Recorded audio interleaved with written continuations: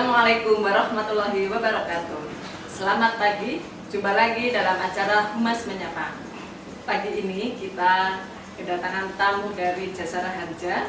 Bersama saya Erdiana Retnaulan Puspitasari, PIC Jasara Harja RSUD Kabupaten Temanggung.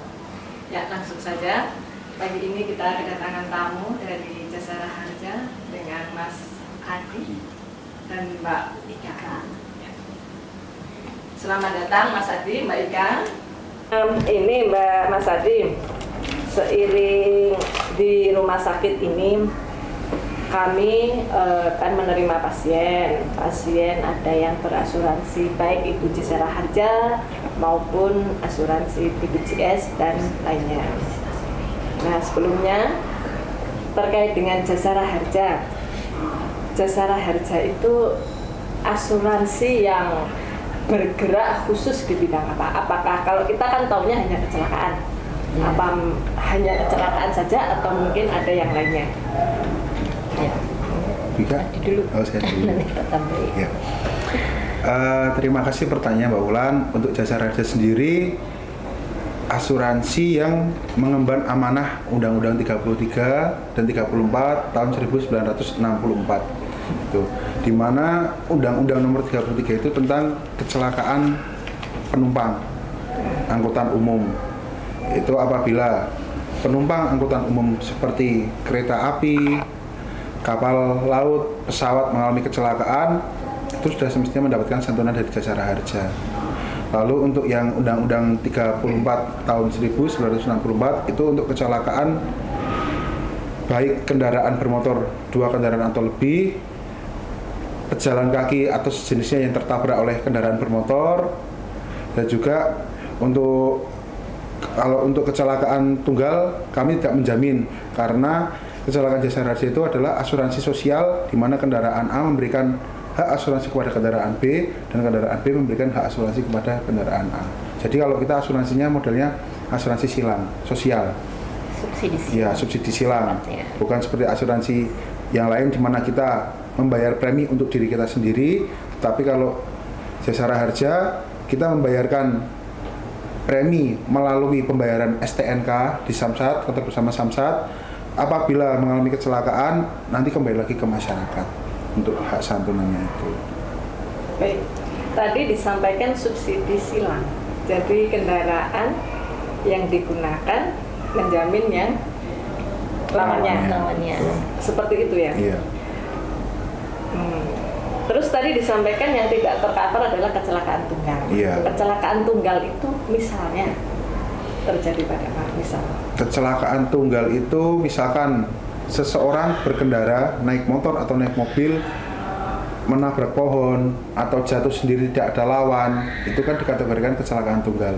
Lalu untuk kategori kendaraan bermotor yang menabrak pejalan kaki atau jenisnya, apabila yang luka itu pejalan kakinya, berarti kita tercover oleh Jasara Harja. Tetapi kalau apabila yang luka yang pihak pengendara motor atau pengemudi mobil itu tidak terjamin, karena kan kembali lagi asuransi sosial itu kan kita silang dari pejalan kaki, dia tidak mengendari kendaraan, berarti tidak ada penjaminan ke kendaraan lawan.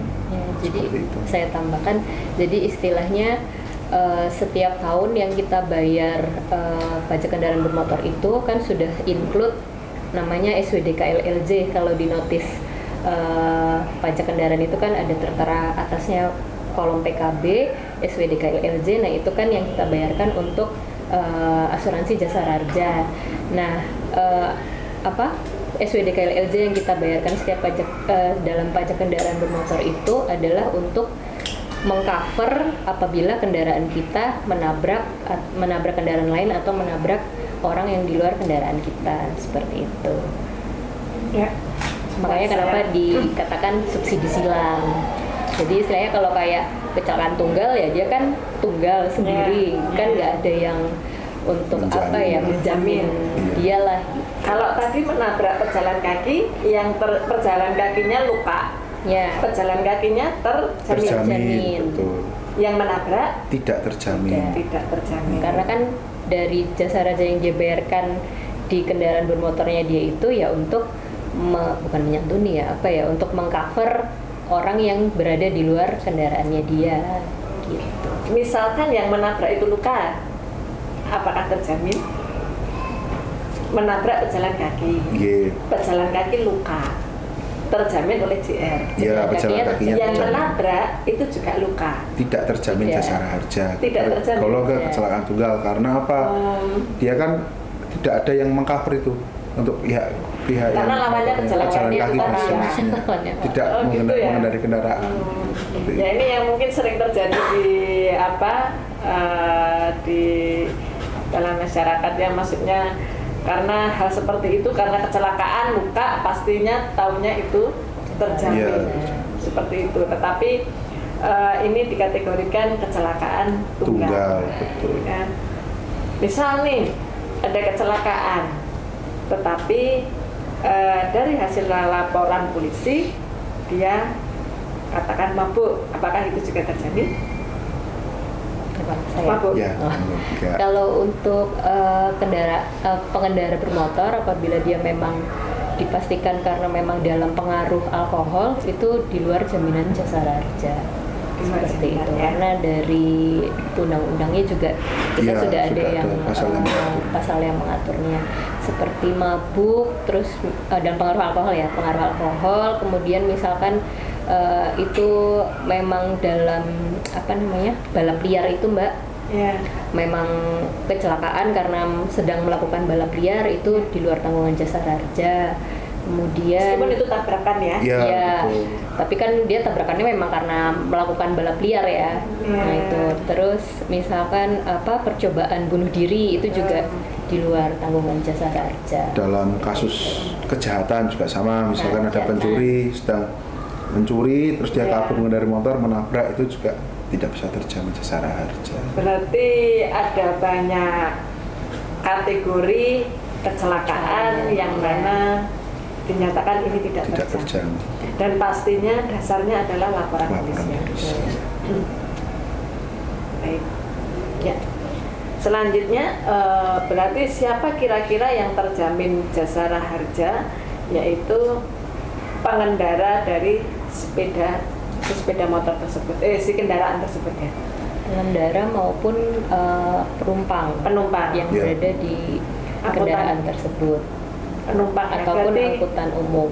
kalau misal ada bis kecelakaan itu Ya. meninggal pun dapat santunan dari Dapat jasara Dapat harja. santunan, Ya. betul. Nah, Meskipun itu kecelakaan tunggal ya. ya, lain halnya kalau misalkan kecelakaan tunggal di kendaraan bermotor umum.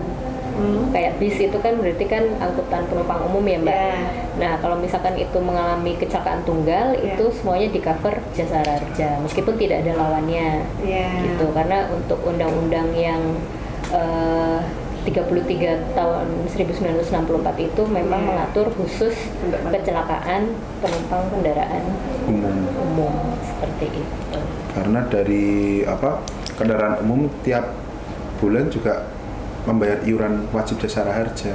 Jadi ketika kecelakaan tunggal pun khusus untuk kendaraan umum seperti bis, angkutan umum. Kalau mungkin Temang itu ada bis endel itu ya, 1 pintu 2 pintu, angkot kopata, kereta api, itu ketika dia membayarkan ongkos itu sudah termasuk iuran premi jasara harja itu. Jadi secara otomatis apabila terjadi kecelakaan tunggal untuk kendaraan umum kita jaminkan. Ya. Kalau misal kan ini ada anak sekolah, kalau pulang naik lopata, ada yang gandul itu, Ya. kemudian jatuh. itu kira-kira terjamin nggak? Karena pernah kasus seperti itu Iya. di sini. Kalau hal seperti itu masuknya ke jasara harja atau kemudian dilarikan ke BPJS? Karena kenyataannya ada di sini. Kalau gandul itu ya sebagai Dan jatuh di statusnya dalam. tetap sebagai Penumpang, penumpang iya. kendaraan Iya. bermotor umum ya Mbak ya. Ketika itu memang dirawat di rumah sakit dan ada biaya yang dikeluarkan, itu bisa di cover jasara harja. Bisa, ya. Karena kan membayar ongkos di angkutan Angkutan tersebut. tersebut. Iya. Ya. Pasien kecelakaan masuk IGD. Kira-kira pasien kan ini dia punya jasara harja, dia punya BPJS. Kira-kira untuk pasien yang kecelakaan itu di covernya dengan asuransi apa nih? Ya, saya. Kalau untuk dia jelas memang pasien karena akibat kecelakaan lalu lintas yang itu memang sudah lapor ke kepolisian. Untuk first payer itu adalah Jasa Raharja. Nanti untuk Jasa Raharja kan kita bisa mengcover untuk biaya perawatan maksimalnya 20 juta. Kemudian ada untuk bantuan P3K sebesar 1 juta dan ambulans Rp500.000. Nah, ketika itu nanti plafon yang maksimal 20 juta itu sudah habis, nanti apabila si pasien akibat kecelakaan lalu lintas itu bisa menggunakan BPJS apabila memang dia memiliki, atau mungkin ada asuransi lain, mungkin Taspen atau Mandiri InHealth atau yang lainnya, itu bisa digunakan. Yang jelas untuk penjamin pertama adalah Jasa Raharja. Berarti untuk kecelakaan apapun itu yang kita utamakan dulu penjaminan dengan menggunakan Jasa Raharja. Nanti dari Jasa Raharja kemudian diseleksi dulu apakah ini bisa terjamin atau tidak. Kalau untuk alurnya itu bagaimana? Kalau untuk alur pengajuan Jasa Raharja, yang pertama yang pasti pasien kecelakaan dulu Mbak, kecelakaan lalu lintas, masuk ke rumah sakit, lalu melaporkan kejadian ke unit laka lantas Polres Temanggung, diajukan laporannya. Setelah dari laka lantas menerbitkan laporan resmi, lalu sudah terintegrasi dengan IRSMS. Nah, di IRSMS itu kita input data Mbak, kita tarik data, kita input, kita lengkapi datanya pasien dan lain sebagainya. Nomor NIK, nomor telepon yang mungkin biasa kita share ke grup, kita membutuhkan nomor telepon pasien, membutuhkan KTP pasien, itu kita input. Setelah kita input selesai, kami dari Jasa Raharja melakukan survei TKP. Survei TKP itu tujuannya untuk memastikan atau memvalidkan bahwa kecelakaan itu benar terjadi, kendaraan yang digunakan korban adalah sesuai dengan laporan, dan juga memang pasien itu benar-benar pasien kecelakaan. Itu kita pastikan semuanya. Setelah fakta di lapangan sesuai dengan laporan polisi, lalu baru kita berani mengeluarkan surat jaminan ke rumah sakit.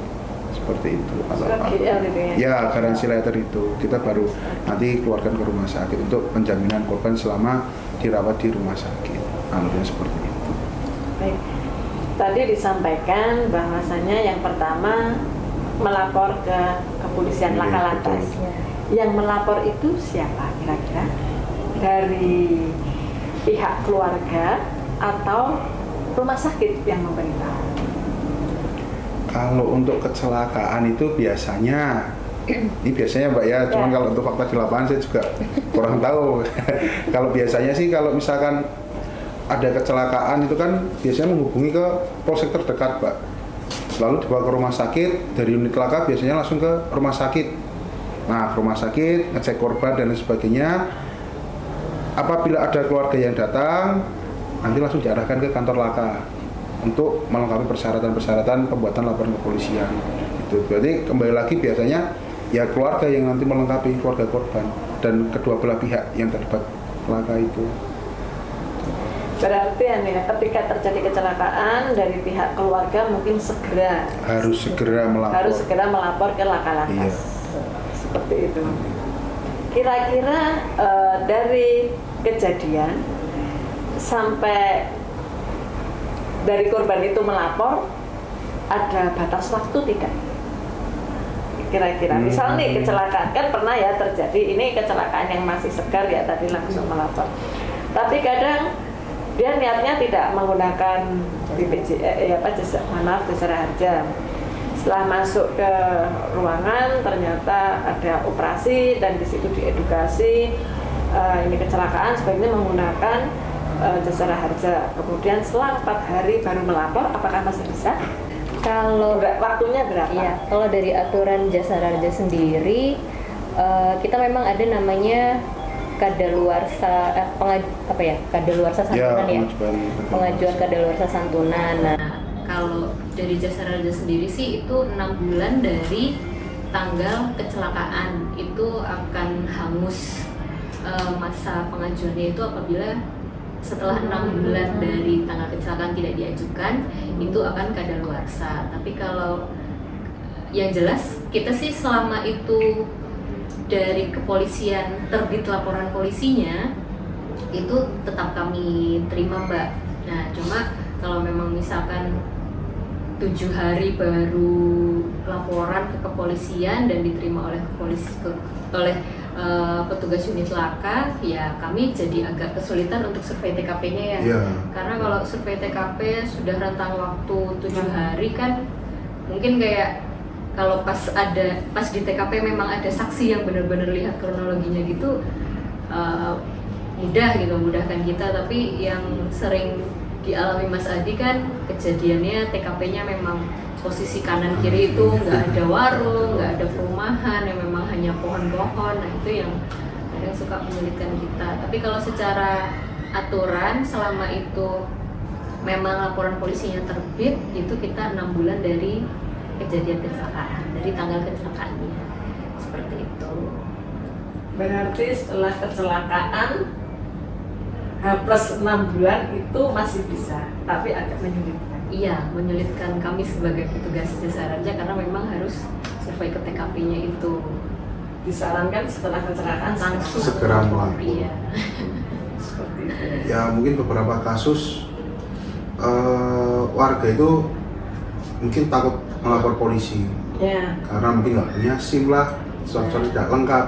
Tetapi setelah tahu dia rumah sakit membengkak, baru bingung siapa yang membiayai. Sedangkan misalkan dia punya BPJS juga nggak bisa dipakai kalau jasa harganya tidak, ya belum mengcover, BPJS bisa dipakai. Karena kan kembali lagi, kalau jamin pertama kecelakaan lalu lintas jasa harga dulu, baru yang kedua adalah BPJS atau asuransi lainnya. Seperti itu, kendalanya nanti seperti itu sendiri kalau misalkan memang tidak segera dilaporkan. Kalau untuk jasa harga sendiri itu tidak pengaruh ya, pengendara itu sudah mempunyai SIM atau belum ya? Sebenarnya kemarin itu bulan apa ya? Ya sudah ada aturan. Ke akhir tahun lalu kalau nggak salah, ingat saya Mbak, itu sebenarnya sudah ada keputusan direksi kaitannya untuk 6 kriteria yang tidak dijamin oleh jasa raja. Salah satunya adalah yang tidak memiliki SIM. Tapi entah kenapa sampai saat ini memang belum ada peraturan lain yang mendukung untuk keputusan direksi tersebut. Jadi memang sementara ini untuk pengendara kendaraan bermotor yang mengalami kecelakaan dan memang belum memiliki SIM, saat ini masih kami jamin untuk biaya perawatannya. Tapi setelah mungkin nanti ada turunan peraturan lain yang mendukung keputusan direksi itu sudah keluar, nah itu bisa jadi untuk pengendara kendaraan motor yang mengalami kecelakaan belum memiliki SIM itu di luar tanggungan jasa raja. Tapi kalau untuk saat ini masih kami cover. Masih tercover. Jadi kalau misalkan ada fakta di lapangan tidak sesuai dengan laporan, langkah pertama adalah dari petugas jasa raja konfirmasi ke unit laka bahwasanya ini benar seperti ini atau tidak. Kita melakukan survei bersama ke TKP bersama unit laka untuk memastikan bahwa memang kecelakaan faktanya sesuai dengan laporan. Gitu. Tetapi apabila memang ditemukan hal yang tidak sesuai dengan laporan, maka dari kami tidak bisa menjaminkan. Karena kan fakta yang di lapangan tidak sesuai, berarti kan di situ ada apa istilahnya manipulasi data atau seperti apa, itu tidak bisa kita jaminkan. Gitu. Paling kita langkahnya mencari solusi dengan survei bersama itu. Jadi survei bersama memastikan bahwa kecelakaan itu yang terjadi benar-benar sesuai dengan fakta di lapangan. Harus bukti evidence base-nya itu sesuai. Ya, evidence base-nya harus sesuai dengan realita. Jadi tidak bisa. Karena kan kadang kecelakaan nih pinjam motor teman gitu. Kemudian setelah pers gitu, pemilik motor tidak mau motornya ditahan. Kemudian mungkin pernah terjadi ya, akhirnya tuker motor untuk yang ditahan motornya sendiri, bukan motor yang dipakai ketika kecelakaan.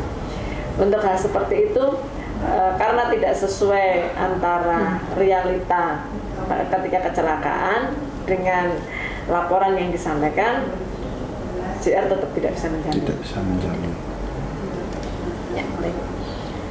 Terus kalau ini Mas, kadang tuh di rumah sakit itu kan pasien buru-buru nih mau operasi, namun GL ataupun informasi terjamin dari Jasara Harja itu belum ada, sehingga kami yang di rumah sakit itu mau melakukan operasi, wah dilalah ini dari keluarga mungkin untuk biaya ini ya kurang tidak ada, sehingga mengharapkan dari JR, namun untuk GL maupun jaminan itu belum ada informasi sama sekali. Itu sering terjadi di sini ya, sehingga kadang menghambat bahwasanya pasien ini urgent, harus segera dilakukan operasi.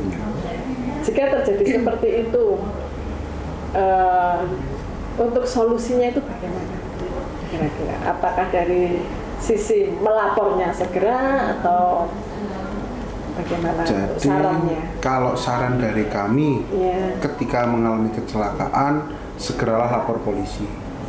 Nah, segera melapor ke kepolisian, ke unit laka, persyaratan dilengkapi, kendaraan dilengkapi, surat-surat dilengkapi, pajak kendaraan yang pasti juga hidup, sudah terbayarkan. Itu saya jamin untuk penjaminan tidak akan lama. Cuman kadang terkendala di lapangan, misalkan dari pihak keluarga tidak mau melapor, nanti setelah sampai unit laka kendaraan juga tidak mau ditahan, surat-surat tidak lengkap. Nah, itu kadang yang bisa menghambat proses dari penjaminan Jasara Harja sendiri. Tetapi kalau misalkan untuk persyaratan semuanya sudah lengkap, dari kami proses survei juga tidak akan lama. Kadang misalkan tanggal merah pun kita juga tetap survei. Tak apa-apa itu tanggal merah tetap survei. Yang penting ke masyarakat, pelayanan kami ke masyarakat tidak ada yang terhambat seperti itu. Tapi ya kembali lagi dari masyarakat, jangan takut untuk lapor kepolisian apabila terjadi kecelakaan. Karena dari kami semuanya membantu agar meringankan biaya perawatan korban selama di rumah sakit seperti itu.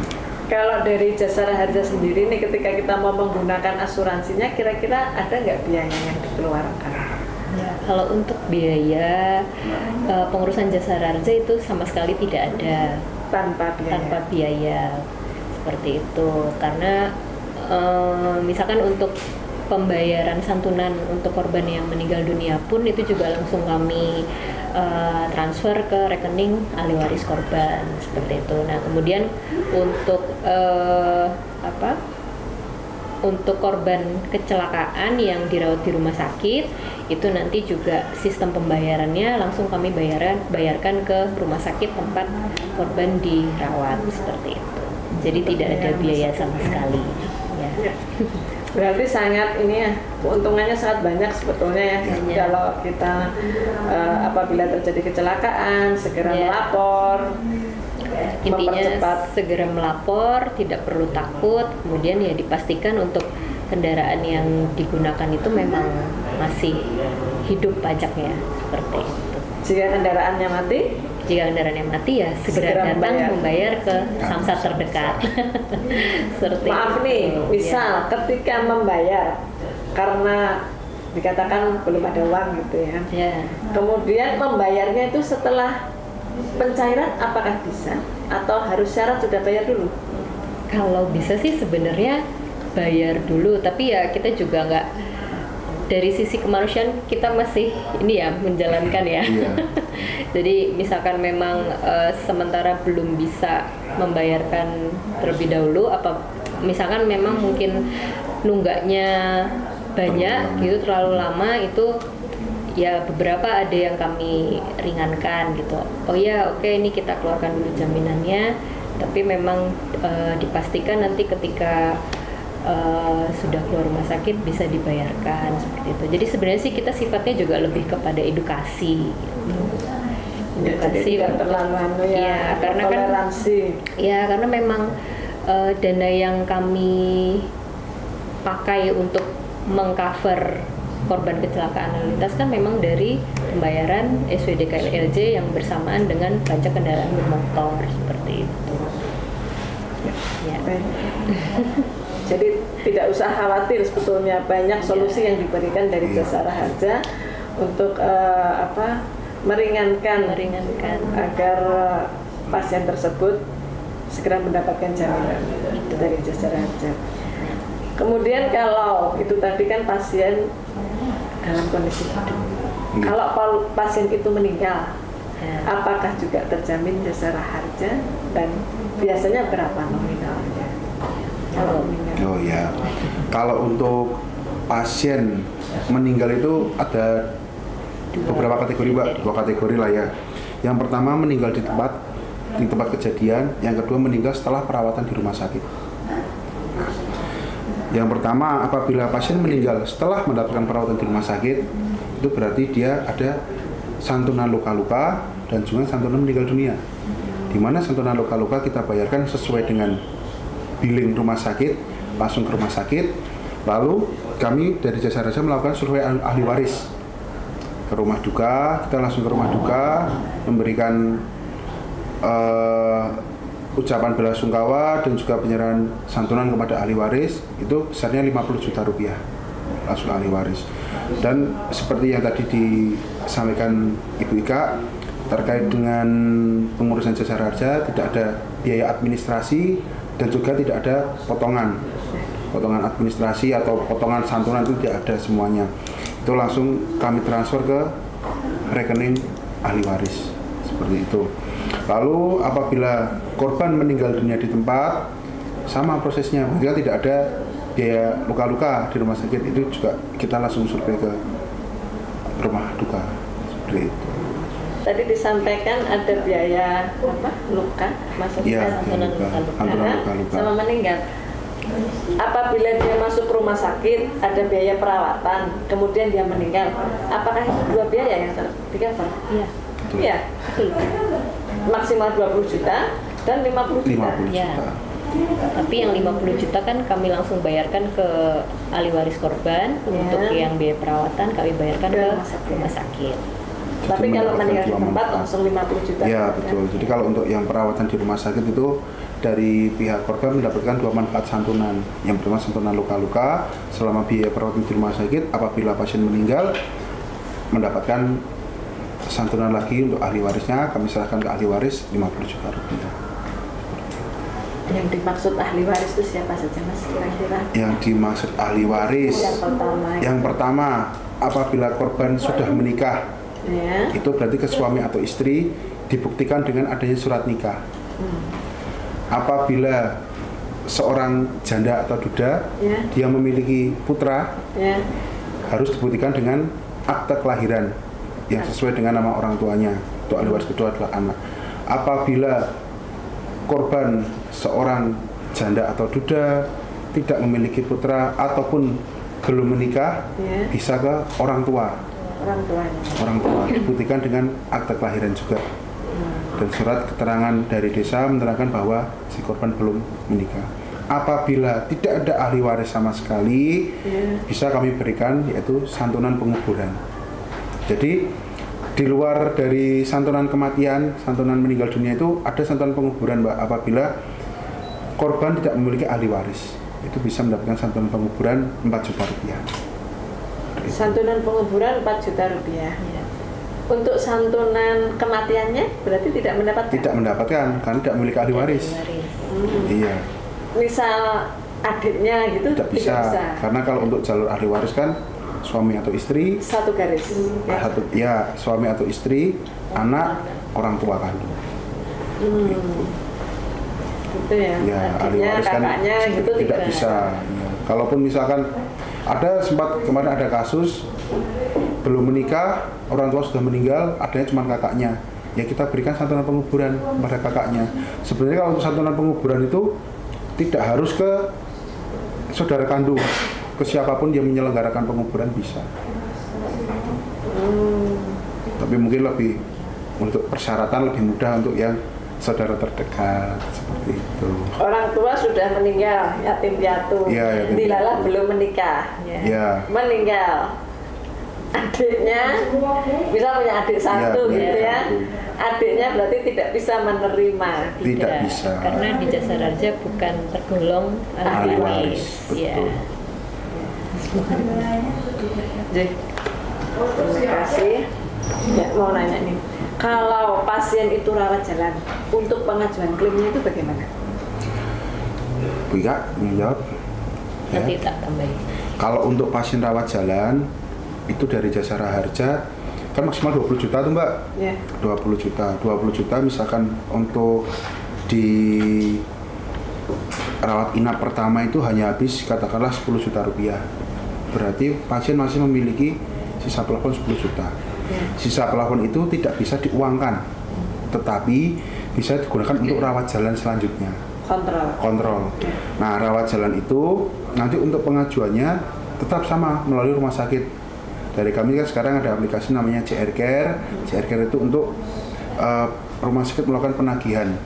Ini sama selama 365 hari atau 1 tahun itu dari tanggal kecelakaan itu rawat jalan masih bisa digunakan selama sisa plafon ada dan tidak melebihi 365 hari. Jika melebihi berarti hak santunan sudah gugur. Oh, hanya 1 tahun. Iya, dari kita Terhitung expirednya itu. pada waktu kecelakaan. Iya. Jadi untuk pengajuan pertama itu adalah pengajuan di mana pasien pertama kali kecelakaan dan mengajukan ke Jasa Raharja itu 6 bulan. Tetapi untuk pengajuan selanjutnya maksimal 365 hari atau 1 tahun dari tanggal kecelakaan.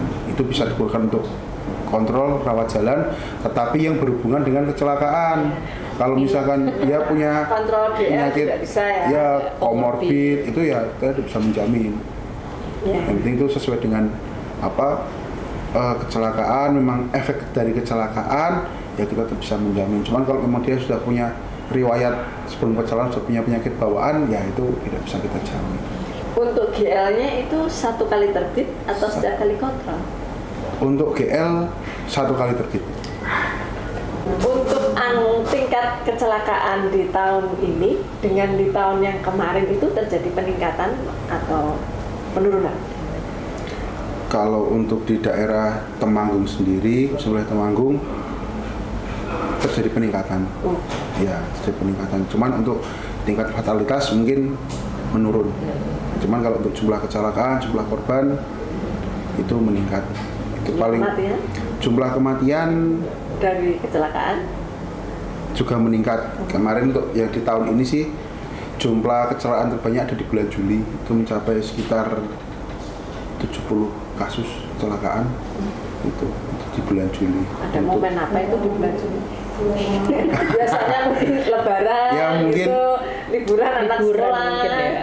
Liburan sekolah dan juga kurang hati-hatinya pengendara. Sekarang kan kendaraan dan tambah banyak, Mbak. Di jalan itu kendaraan tambah banyak, tapi mungkin etika berkendaranya itu yang harus diperbaiki. Itu. Soalnya kan ya di jalan mungkin apalagi kalau jam-jam kerja, jam berangkat sekolah, jam pulang itu sangat ramai sekali Temanggung. Kebetulan sekarang angkutan umum itu berkurang ya jumlahnya, betul. sehingga mereka yang pada ke sekolah itu menggunakannya kendaraan bermotor, pribadi.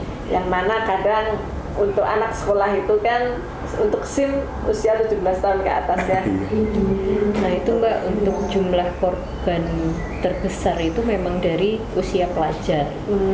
Gitu ya, mungkin ya kita juga nggak bisa ini sih ya ngelarang mereka untuk ke sekolah naik kendaraan sendiri, juga kita nggak bisa melarang ya, orang tuanya aja juga mengizinkan gitu ya, mungkin karena kondisi juga orang tuanya nggak bisa antar atau mungkin lokasi dari rumah ke sekolah juga jauh, jadi ya memang mengharuskan mereka untuk bawa kendaraan sendiri. Tapi ya itu namanya ya kan kayak SIM juga kan sudah ada syarat bisa memiliki SIM itu kan memang sudah usia minimal 17 tahun ya kan, berarti kan memang secara apa ya psikologi mungkin ya kan memang kalau usia 17 tahun tuh memang sudah siap, mungkin untuk kehati-hatiannya juga kan akan berbeda dengan anak-anak yang masih di bawah usia 17 tahun seperti itu. Jadi ya gitulah. Jadi memang memberikan dampak ya. Ya.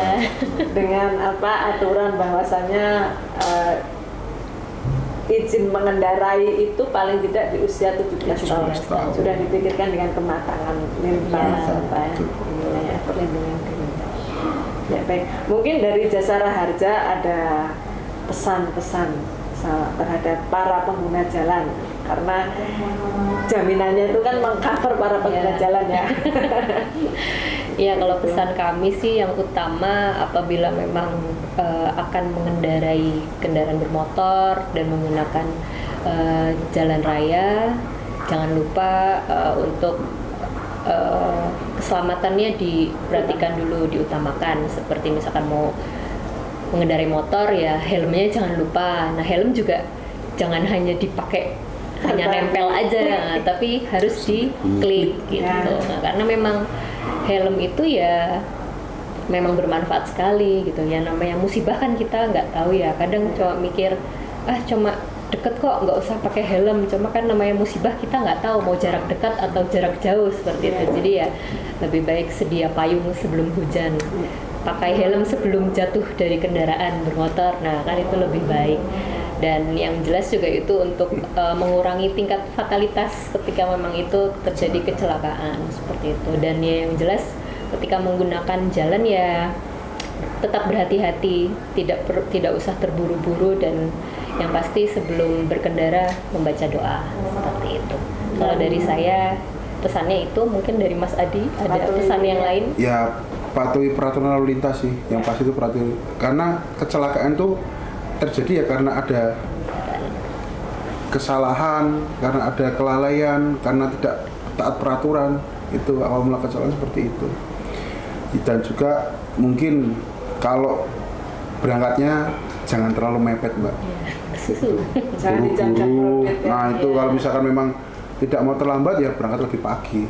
Itu. Kalau misalkan nanti berangkatnya udah mepet, buru-buru, ya akhirnya merugikan pengendara lain. Karena namanya kecelakaan itu kan tidak hanya merugikan diri sendiri, tapi kan melibatkan orang lain juga. Apalagi kalau jam-jam pagi. Iya, jam pagi. Kemudian maksudnya itu tadi kan pesan-pesan terhadap ini ya. Terus ketika terjadi kecelakaan, apa yang ingin disampaikan kepada masyarakat untuk pengurusan jaminan jasara harja? Ya. Untuk nanti apabila ada masyarakat yang memang mengalami musibah kecelakaan lalu lintas di jalan raya, itu nanti bisa segera untuk melaporkan kejadian kecelakaan tersebut ke unit laka setempat.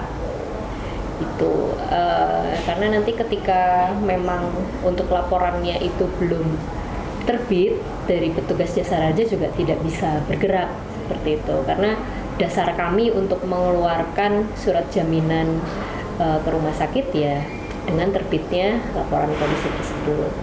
Mungkin dari Mas Adi mau menambahkan? Sama sih. Untuk pasien datang ke laka itu kira-kira apa syarat yang perlu dibawa?